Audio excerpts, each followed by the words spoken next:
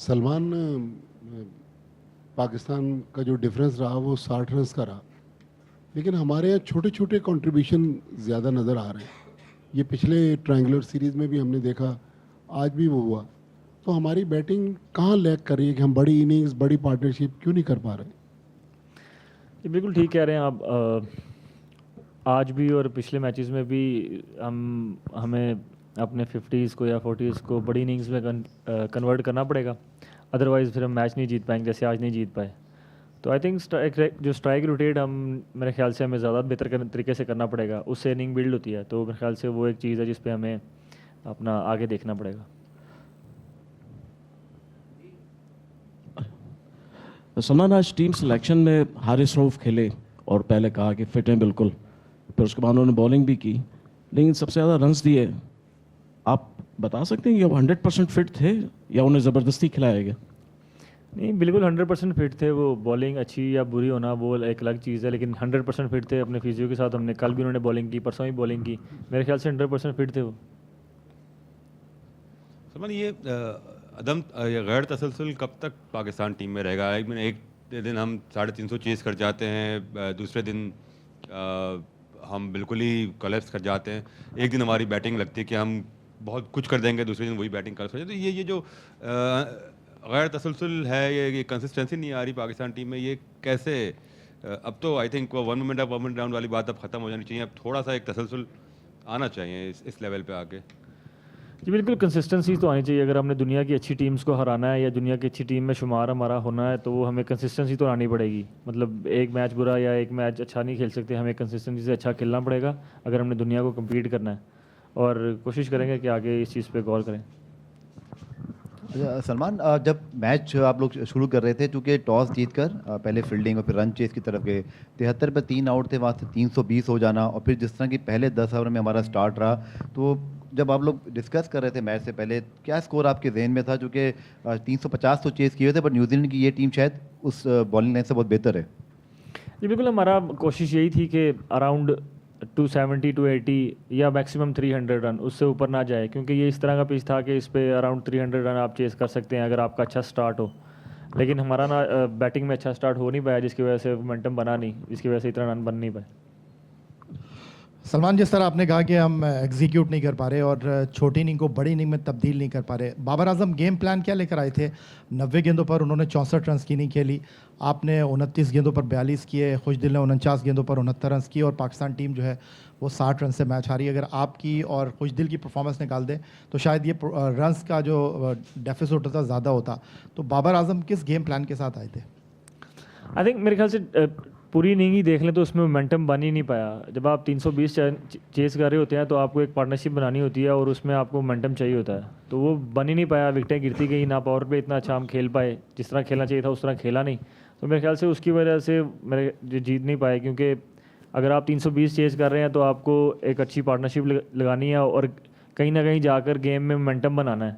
तो वो हमसे बन ही नहीं पाया इस मैच में। अगर वो नहीं बनेगा तो 320 चेस करना मुश्किल है। सलमान, आप जब आए थे तो फ़ौरन एक किस्म का आप एक मोमेंटम लेके आए थे। पाकिस्तान का पिछले 5 साल में ये लोएस्ट पावर प्ले स्कोर था, आप आए, आपने 28 में 42 किया। एक आपको एक्सपेक्टेशन थी कि पहले 10 ओवर में जो बाकी ने नहीं किया तो आपको एक एक्स्ट्रा रिस्क लेनी पड़ रही हैं उस वजह से?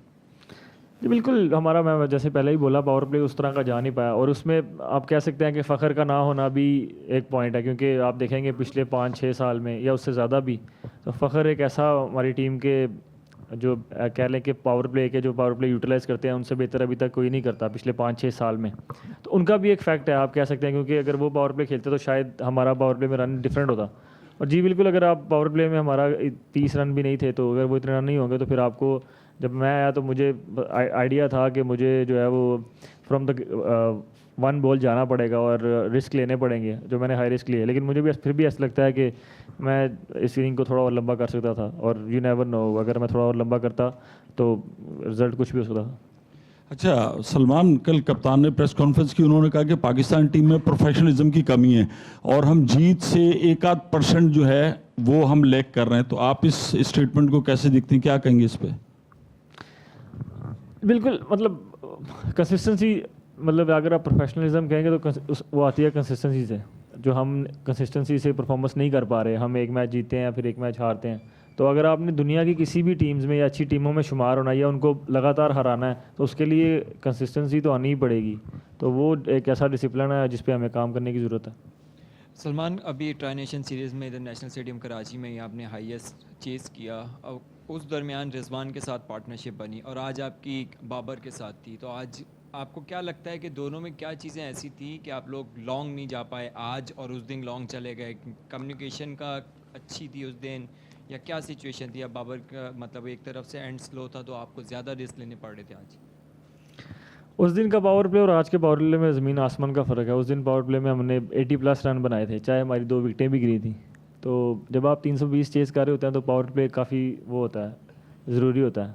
लेकिन एंड ऑफ द डे बात फिर वही है, क्योंकि हमारे जो फ़खर ज़मान है जो पिछले 5-6 साल से पावर प्ले को यूटिलाइज़ करते हैं, वो आज हम अनफॉर्चुनेटली उनको पावर प्ले में बैटिंग मिल ही नहीं पाई क्योंकि उनके साथ जो भी इंसिडेंट हुआ उसकी वजह से।